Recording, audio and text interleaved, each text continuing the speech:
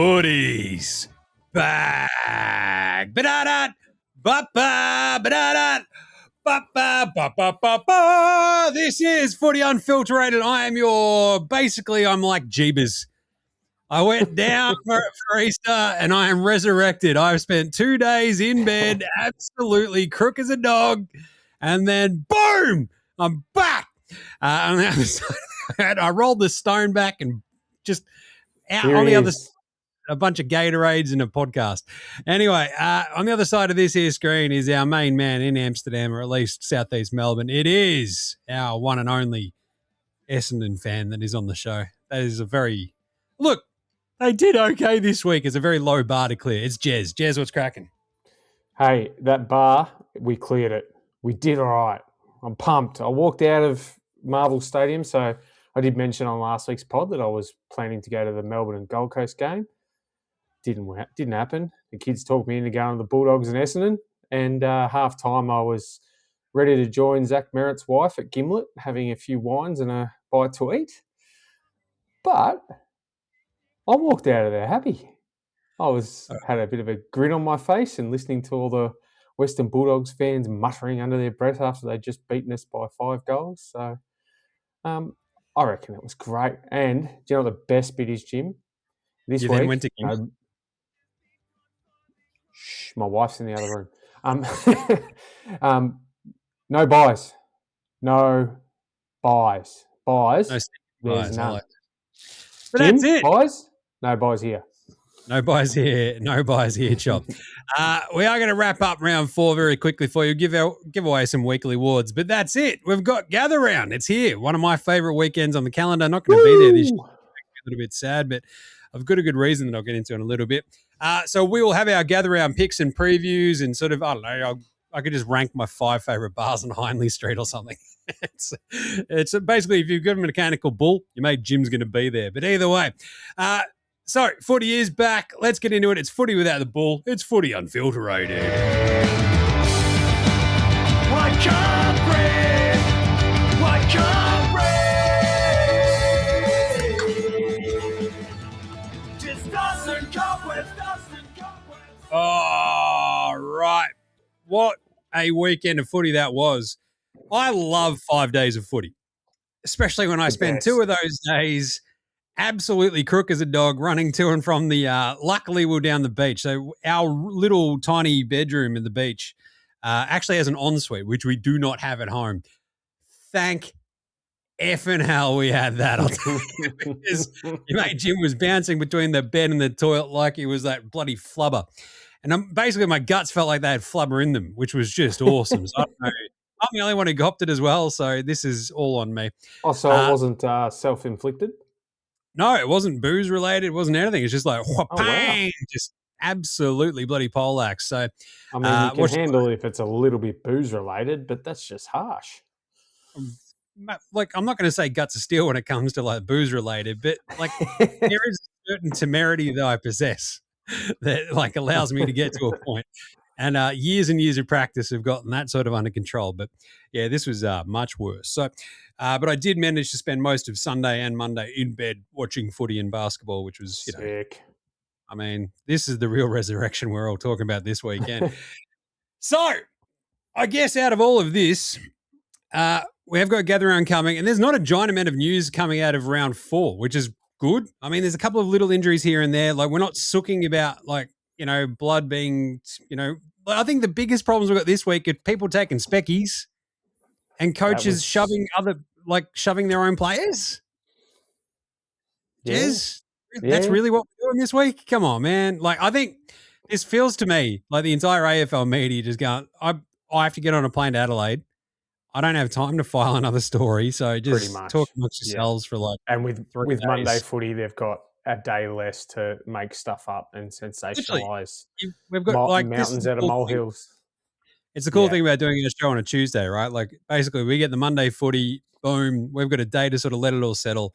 And then we're literally a day and a half away from more footy. So, I mean, the talking about the shoving and the coaching, I don't care about that. I think coaching hard is coaching good a lot of the times. Yep. Don't go over the absolute psycho levels. We've all seen that happen, and that's a bad coach. I don't think trying to get in your player's face to try to get a point across is bad coaching. I think if you're a decent coach and you've got the sort of the credits in the bank, right? Of like, Yeah. I'm a proven successful coach. This is a young player who just, I understand what he needs and he needs me to get in his face right now to get him up. And it worked. So I what are we think doing? Clarko's proven over years that he knows how to get through to people. And some people will take a shove like that and it'll motivate them. Others need to be treated differently, have their arm put around them. And it's he if anyone has a record to back it up. So to all those so-called media experts, just shut up. Just shut up, you nerds. Just go play some more footy. Just simple as that. Go play a team sport and see how far you get. Yeah, exactly. I don't know. Like, I do like that the furor is very, very self-contained, and it basically sounded like a handful of sooks. She's go, I don't like that. Just shut up. Oh, yeah. The other one was the Speckies. I mean, this is it. You get a knee to the back of the head sometimes. It sucks. But we're not going to outlaw Speckies. Don't do that. Well, hope not. Injuries. Really Daicos was a laid out. That was that wasn't good. A very, very, very, very laid out. It was weird because, we sort of tune in on the Thursday night footy for Brisbane Collingwood. And they're like, look out. Ralphie's got some news. About 2 minutes before the game as well. So, but they look like they gave him up right up until the very last minute to. I don't know. Did you see? The footage was actually like he did look very, very, very proper. Like you sort of like, especially towards the end of it, you're like, I don't know. They gave him a lot of time to sort of prove his health. I suppose you do when he's that much of a superstar, and clearly they missed him. So I don't know. He's only second in their best and fairest, Jez. Not as important as fair call. Anyway, but the other two big ones for the Dogs, Ed Richards goes out before their game. And then Tinglish cops a big one later as well, right? So they all appear to be multiple-ish kind of, we better be cautious with this injuries for Richard and Tinglish. So Tim English, like that one was just like it sort of went a bit weird underneath him as he hit the ground, right? And you're like, whoa, he's a big unit. You can sort of see like the weight sort of tipping around it. And you're like, it's the inside of the knee. You never want to screw with that. But like they sort of seemed like they're like avoided catastrophe, which is good. So now we're just going to sort of play it by ear see and what happens. Hope it's only like 3 weeks or something. One of the super coach just kicking the guts if you traded him in this week for your man Terry who went out last week. So not great. But the Daicos one as well, like the Corky was that bad that they're sort of still like, I think gather round. He's going to be okay because they've got Friday game. They've got the extra day, so. But having to travel, which is something Collingwood don't regularly do, is that going to, a bit of deep vein thrombosis on the plane on the way over? He might have to be driven over there with his own bed. Yeah, the tour bus style thing, so he can sleep on the king size bed and jump on the treadmill while they cruise along the highway, the Western through Highway Mill and Caneva. Just punch straight through Caneva. Go right around Keith. You imagine Nick Daicos getting off the bus at Keith. Just hanging what's out. going on? Yeah. Bunch of dudes named He'd Keith. love it. Yeah. Anyway, that's it. There's I don't really care about the rest of the news. Just it was an awesome weekend. I love 5 days of footy, especially when you're sick for 2 of them. So happy with that. Awesome. I don't know. Good long weekend. Happy days. Love it. Let's wrap them up. Brisbane 119, Collingwood 65, Daicos out. And does Daicos a team make? There's a bit of a nah because it felt very they didn't really have much more ball movement sort of through that guts at all anymore without him there. And I think the thing that I keep pointing out about Daicos, simple, wherever the ball is, he and Lachie Neale, they're just there always, right? Just almost magically. And the way that they use it, it's incredible, but the way it finds them because their nous is just through the roof. The nous is through the roof, I'll tell you. But without him there, you're just that's a glaring hole in that midfield. And they just got overrun. Brisbane were incredible, I thought. I really enjoyed watching that game. Not just the least of all Collingwood getting thumped, but it was also like that was like an added There's bonus. something beautiful about that just in itself, no matter where they are on the ladder, just seeing their score against them climb as they struggle to do anything about it. But it I was think it was a it strange was game. an odd game. Yeah, I agree. It just kept on sort of just putting them to the sword, and Collingwood sort of never had any answers. It was a really strange one, and Brisbane just looked unreal. So Oscar Allen was massive, and you're like, this is the Oscar Allen game that you sort of were waiting for, and the sort of guy who's going to step up and do the thing.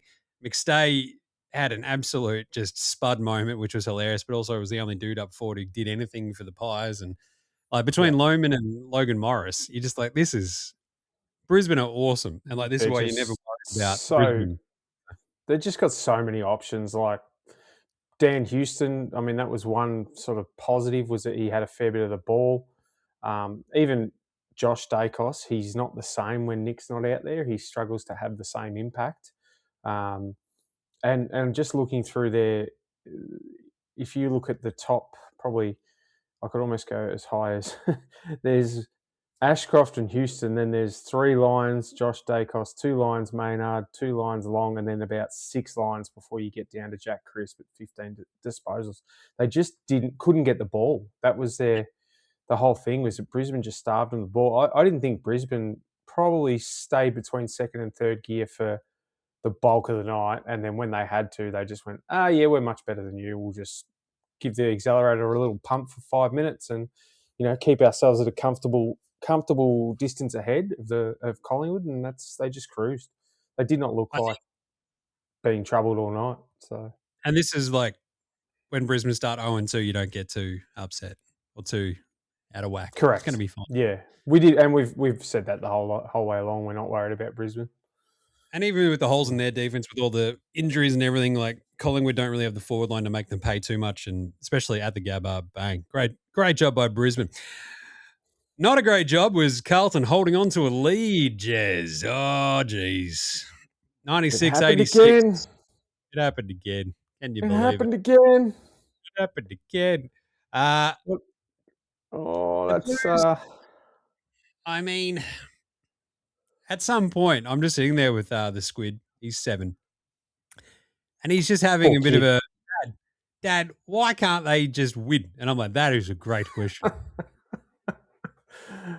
There is so much in that one single question, son, that I feel like it's an eternal sort of philosophical debate that we can all have with our own teams.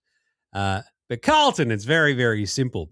They go, what's this? I've got a lead. Nah, better crap down my pants. Check this out.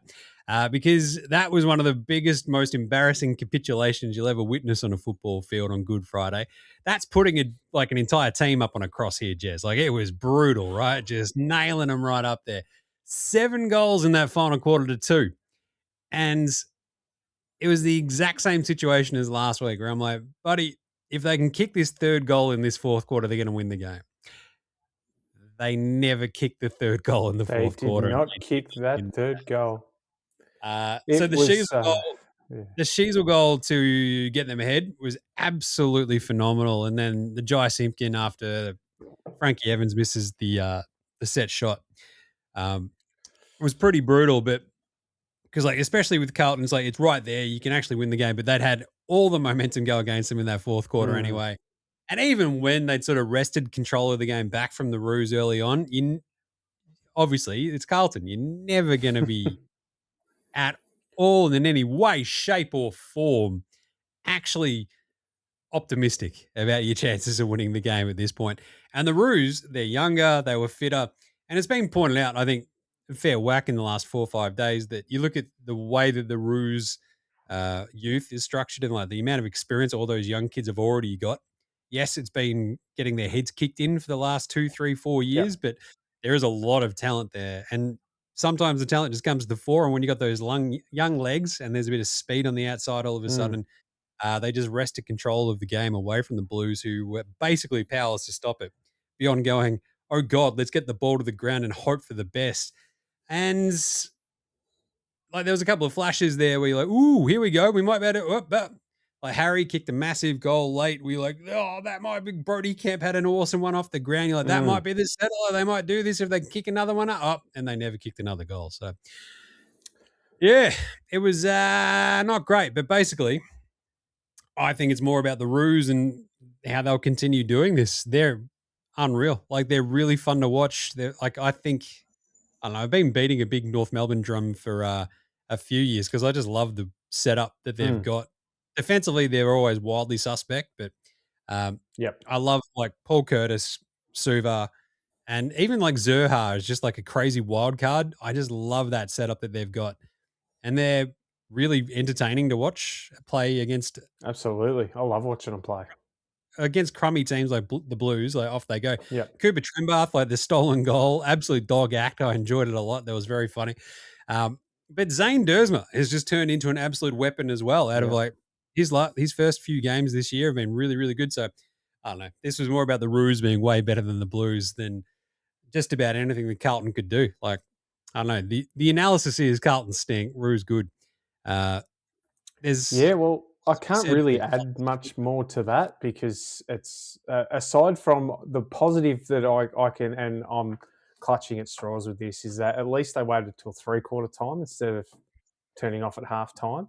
I thought at one point there, probably more so early in the game when Newman and Chera, they just looked to have a little bit more composure coming out of the back line, but that all disappeared at 3/4 time. It was as if yeah. they said, "Oh, hang on, we've got plans. See ya." So It was yeah, look, I can't really add much more to what you've covered it all there, Jim. It's like you're a passionate Carlton supporter and you've been mulling over it for 5 days. So yeah. yeah, Not much else to do when you're can't- literally in yeah. the sick bed. I think, but it's been pointed out like North, time and time. North are positive. North are good. North wanted it more too, and that was a key difference. Is when the game was tight, it was North that were throwing their bodies in without any sort of concern, whereas Carlton still looked to be that little bit. Pitternet should have dominated that game and didn't. He didn't like. I think it was Charlie Comden actually ended up with, and I've got the hit out stats here. Sorry, Cooper Trembath ended up with 11 hit outs. And we're talking about a bloke who is 193 centimetres against a guy who is 200. So he's given away 10. He should not be losing a tap out in that game. It's Not crazy. to a bloke who's just 6 foot. So yeah, it's ridiculous. Like Pitto, like dominated all of the sort of like the hit outs or whatever. But there was the beautiful tap over the head to Sam Walsh that was just absolutely magical. And you're like, hell yeah, do that all the time. But I don't know. I think so much of their game plan. I think the biggest thing you take away from this is the Carlton played scared to lose, and the Roos were completely fearless. Like they're just like, we're just going to try to win this game, man. Simple as that. You're like, and that's what we said. That's what we said at the start of the year, is that these games are the ones they need to win to show that they've taken a step. And I think, aside from a bit of a brain fade against West Coast, which, West Coast rode a high, they could be 4-0. Yep. It's crazy. Awesome game later on, which, cleansed the palate. We had Adelaide Freo 76-78. Fremantle win in Adelaide in chaotic circumstances. This was awesome, this game. Came right down to the wire. We had 2 points kicked right at the end, wasn't it, by the Crom? From memory, it was like Keys and Ball Lace, wasn't it? I think so, yeah. From memory. Sorry, And they dogs sort of just yapping in the background. Let me have a look. It freaked was... out. Oh, yeah, last 5 scores, last 10 scores, it actually shows the 2 behinds to Adelaide are behind a goal to Freo. So it was what could have been for the Crows. But I actually only watched the first half of this game as we went to see a show at the Comedy Festival. So we were sitting there laughing our asses off while this was all unfolding. But when I saw the scores afterwards, I went, wow. That must have been some game. It looked, from the first half, it looked as if Freo were well in control. So I'm assuming that Adelaide have done something to get themselves back in the game. But early on, it looked like they were going to struggle to stay with them. But yeah, like the ruck battle was awesome. Like Lachie McAndrew was unreal. Like you've got Rob back there as well, Riley O'Brien, to go up against Luke Jackson and Sean Darcy, and it was great. Like I think. The tall timber of Freo, like between Tracy and Voss and Amiss and co, like it was just really, really fun sort of watching them have a crack at Adelaide. And Adelaide losing Fogarty, I mean, bit tough. Tex, he's on his last legs, but when he gets the ball and turns and wheels and off he goes, it's still really fun. But this is just Adelaide sort of missing. Like Dawson came back. Yeah. You've got Rankin sort of still working his way back into form. It was just a really strange one again from Adelaide where you're just like, they're still missing just something in the midfield. Yeah. And it just, it came to roost, right? The fight back was there. They came all the way back. They're getting their heads kicked in. They come back at home. The crowd's behind them and they still just, Ben Key's miss was absolutely brutal. And they which just is unlike him. He's normally pretty reliable too. So yeah. He's got I don't know. I think Adelaide, I don't know how many more times we can say they're just that one thing short. They're getting there, they're building, because if they lose another couple, and we can look ahead a little bit to see who they've got coming up this week, if they lose the next couple by a similar thing, then we might have a third party in the race for the coaches under pressure. So, because what are they? I think they've won one game by a couple of points, and they're really, surely the pressure's got to build. They're 1-3 as well, so 3 losses by a couple of points.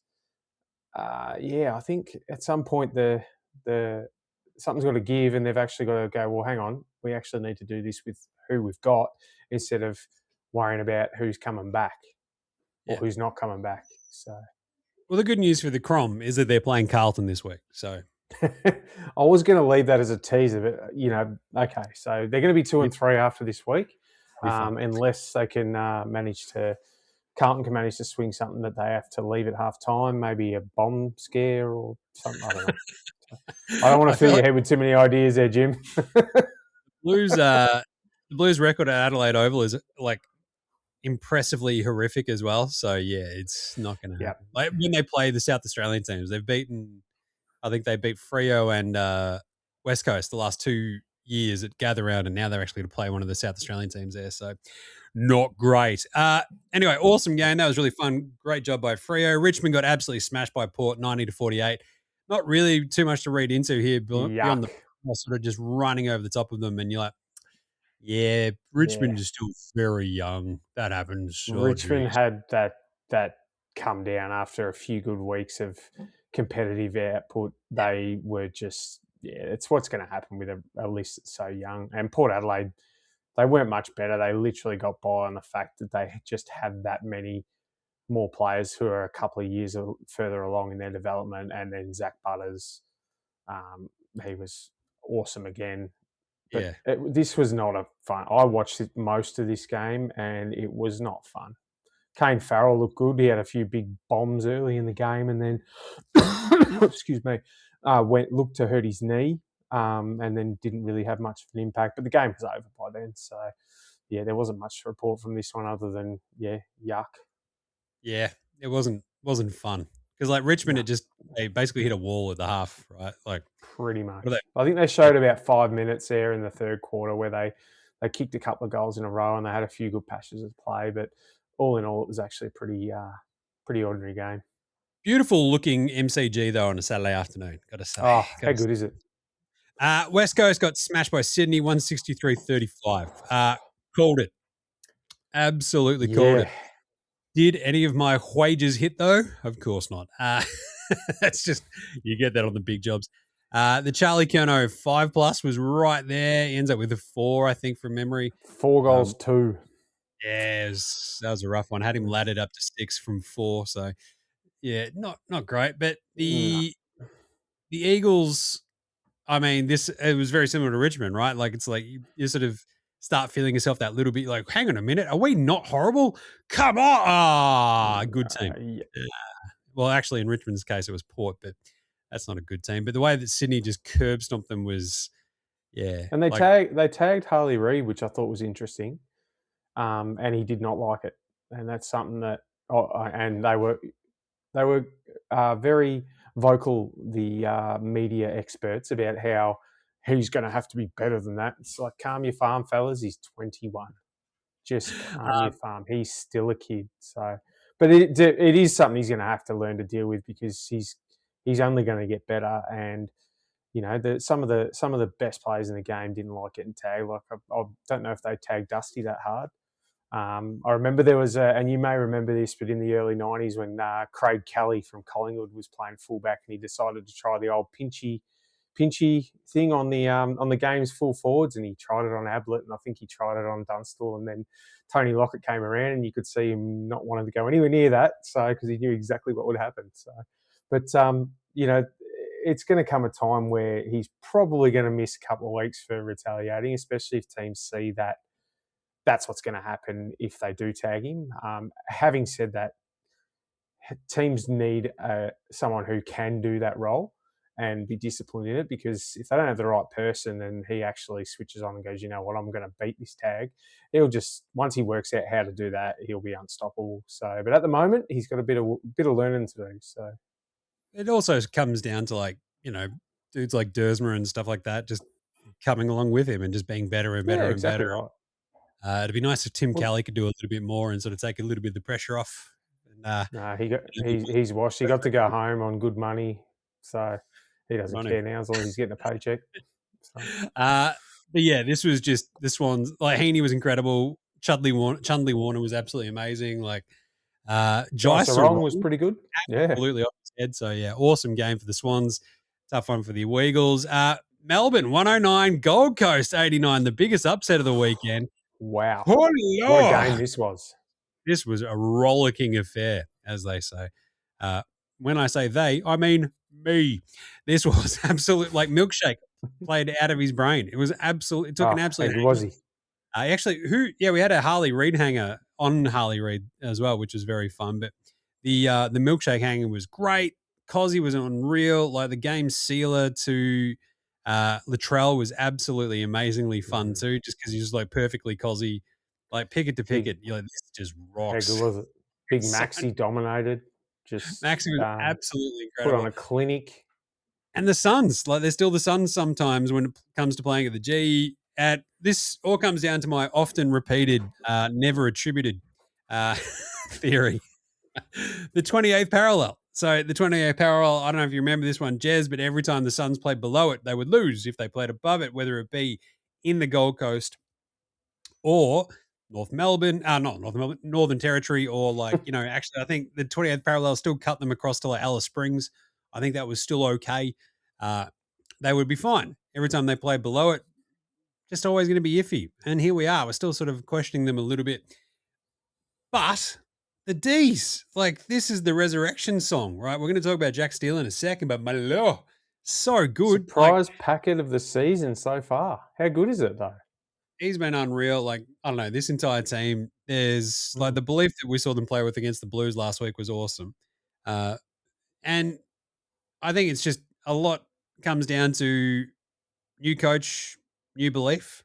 And I think when you sort of see the breakdown of like their list and like the players who did play, like they still have like this solid core of veterans who played in that flag team and that was so dominant for like, this 26-month period basically. And like when you've got that sort of experience in the guts, even with losing Petrarca and Oliver, like, you can overcome a lot of stuff, I think. And if you've got a new direction, a new voice in there, it sort of helped them a lot.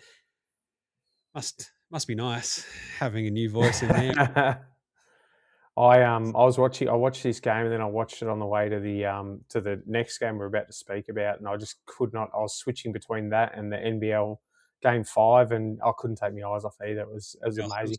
I love the way Melbourne, like their attack on taking the game on. It's really refreshing, and it's something you haven't really put down to Melbourne over the last 4 or 5 years since they won that flag. It's been a lot more stagnant sort of chip football, which hasn't worked, and now they're starting to take the game on. And as you said, you see these the old dogs are starting to show a few new tricks that we haven't seen before. Melksham obviously turning back the clock a little bit. Ed Langdon's having a massive impact. Maxi Gawn just never stops, and then obviously the one they've brought in, Jack Steele, he's made a world of difference to that list. And you can just see the young players feeding off him.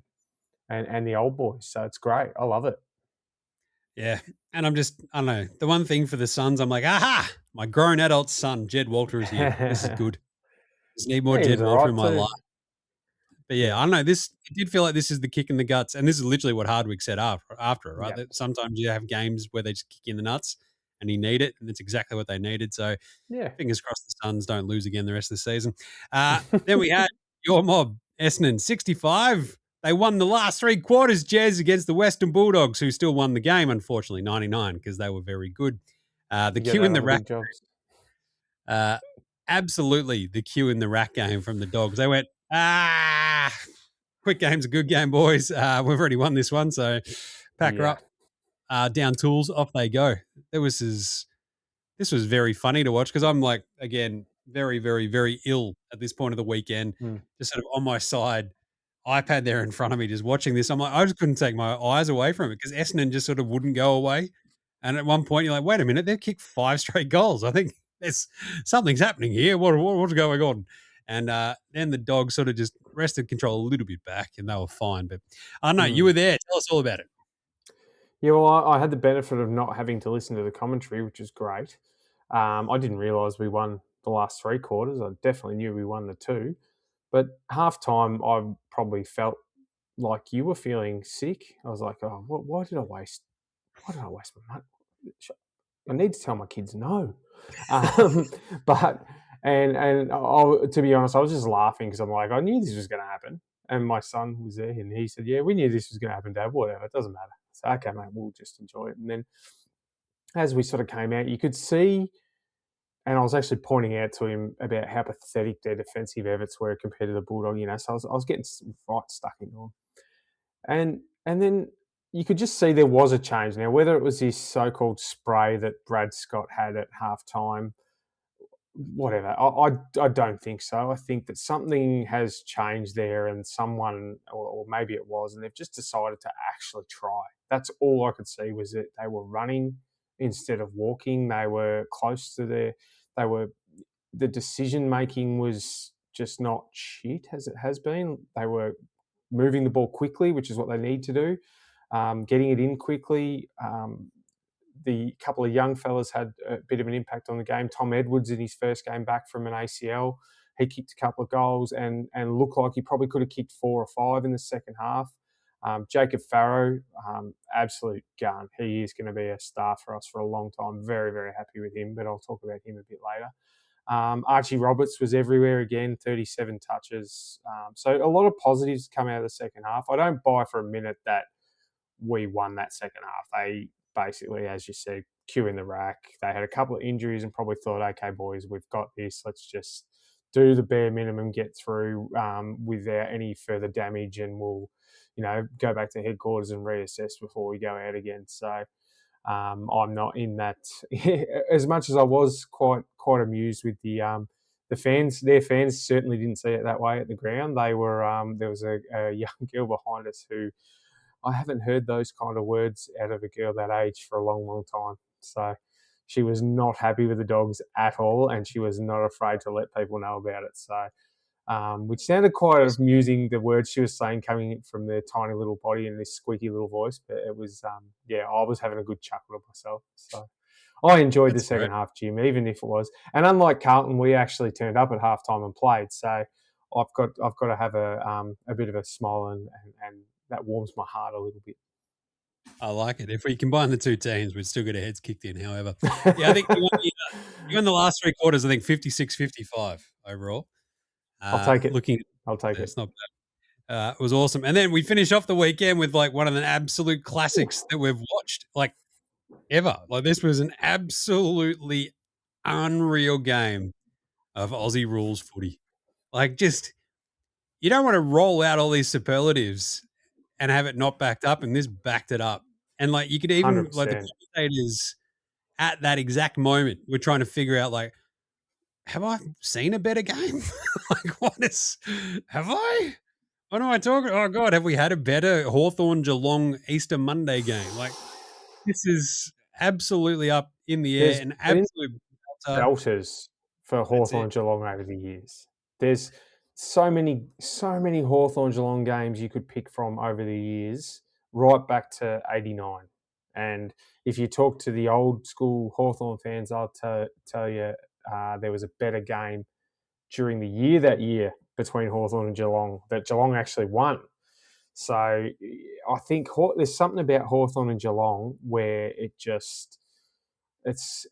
just so different to Carlton Essendon, Carlton Collingwood, Essendon Collingwood, where they say it, but it never really happens. Oh, these two teams always come to meet each other at whatever level. But I think with Hawthorn and Geelong, it's very rare that you have one of these teams absolutely flogging the other team. It always seems to be a good game for whatever reason, whether it's the Hawks coming back from being down the bottom of the ladder and Geelong having, should be winning by a lot, and then the Hawks take it up. There's always something about these games that is awesome and leaves you going, I want more. Give me more. Yeah. Like this is, I think the same thing comes with like NBA games. We're like, oh, I want to see a 7-game series of that, right? Like that's you go to, right? And like this game, you're just like, I don't know, man. I kind of want overtime here. Let's just keep playing this. Like, give me another half an hour.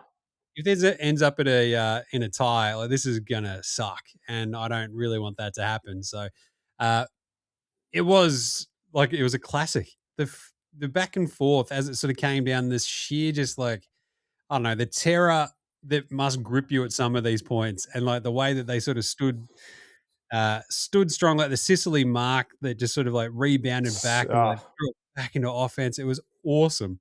And then Gunston just out of the air snaps the ball into the post to give them the point, because they're just watching this ball like they're trying to will it over the line. It did not matter. Like they got them back inside 50. Yeah. Stop it. They get just trying to get it over the line. It just finds a little bit of space. Gunston throws his leg at it and boom, it goes over.